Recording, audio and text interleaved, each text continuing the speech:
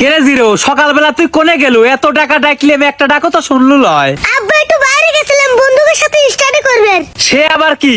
Study, group study. ওই মেশিং টেশিং start দেয় ওই তা নাকি? আরে না আব্বা, স্টাডি মানে পড়াশোনা। যাওয়ার সময় তো তোর হাতে একটা বই খাতাও দেখলাম না।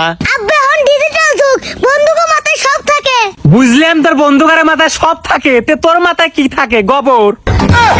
না আব্বা, আমার মাথায় খালি পড়াশোনার চিন্তা। ও তাই নাকি? তে শুনলাম তোর কাল পরীক্ষার রেজাল্ট দিল। হ্যাঁ আব্বা দিছে। তে ইংলিশে কত পালু? 80।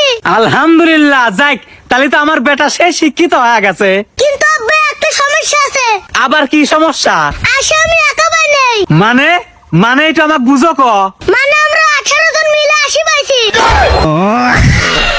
তোক আজকে আমি আপনি একটু ঠান্ডা হও, ঠান্ডা হও।